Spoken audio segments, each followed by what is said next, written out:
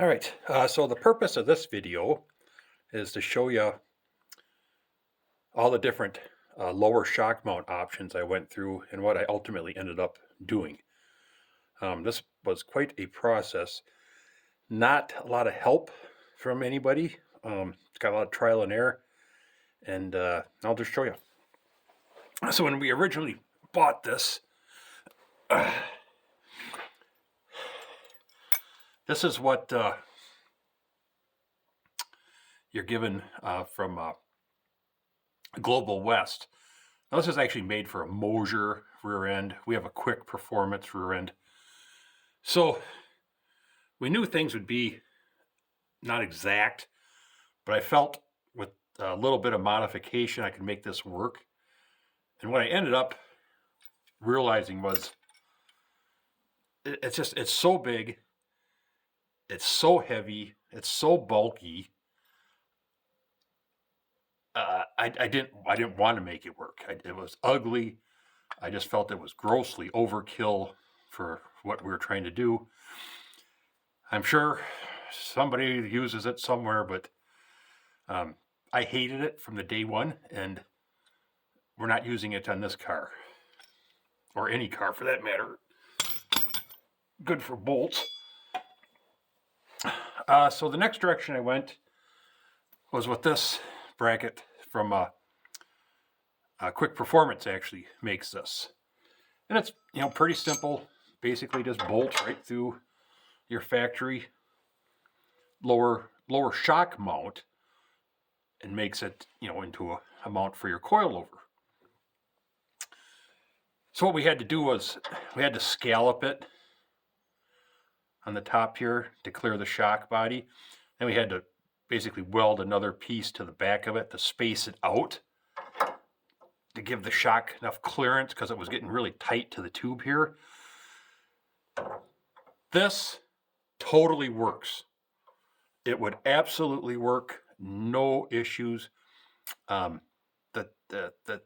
I didn't like about it was the fact that it's got the one bolt going through the center. I felt that once it was all said and done, that the bracket should be welded right solid to this bracket. Nothing wrong with that. What I didn't like about that was if I ever want to change anything or do something different in the future, now I got that thing welded solid. To cut it off is a bunch of pain in the butt. I knew it was going to work. I put a lot of time into this piece with the scalloping and the welding and the fitting and blah, blah, blah. But I still wasn't happy with it. Here's a TR.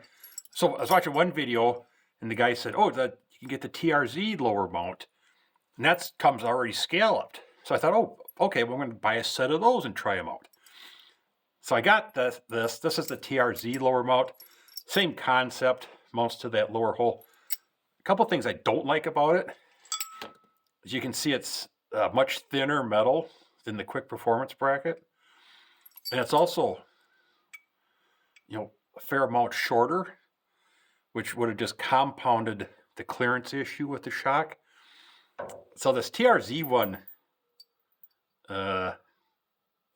it's not going to work on this application. I'm sure it works somewhere, but not here.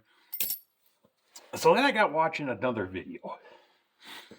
And at some point you can watch too many videos, but I'm really glad I did see this one. It was Alden American company that makes this stuff. And I saw a bracket they were using in the video. I thought to myself, geez, that looks like kind of what I want. And I called the company, and they said, well, that ain't gonna work for a Quick Performance rear end. It's made for a factory 12-volt Chevy rear end. And we don't sell them just by themselves. They're sold with a kit. So I talked them into selling me the brackets, which they did. They're very nice about it. I said, okay, but don't think you're going to return them or anything. I said, no, don't worry. So I got the brackets, and I put them on here, and I was like, geez, that is so close to working. So, make a long story short, with a little bit of work, with a Sawzall, grinder, sander, I had to take the bracket, cut it, modify, shorten this up, change the angle.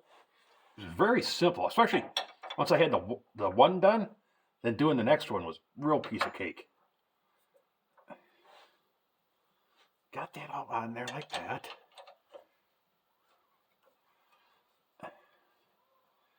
And I was shocked when I got this all together how well this fits.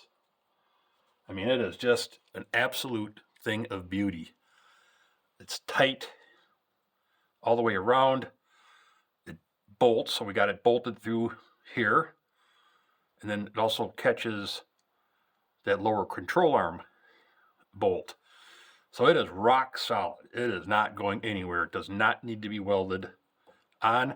We have to weld where we cut it apart, weld it back together. Not a big deal. Here's the really awesome part about it too, is it brings that shock in closer to the center. It brings the shock more vertical, which we talked about before. The more vertical these shocks are, the better they work. This bracket kicks that in quite a bit, and it pulls it back. So we've got lots of clearance here. So at the end of the day, after all that screwing around, all these different brackets, I'm going with this Alden American one. Had to be modified, cut, shortened, simple stuff, weld it back together, paint it up, and this thing is golden. So I'm extremely happy I didn't rush this. I'm really happy I didn't just say, okay, this will work, let's throw that together. You know, I waited, I was patient, found something that was exactly what I wanted, and it could not work out any better. I absolutely love it. Extremely happy with this. Next step is we're going to take the rear end housing out, get this all tack welded on, take it apart, re-weld it, put it back together, go through everything one more time, and then bolt everything down for good. So that is a little history of the lower shock mounts. Thanks for watching.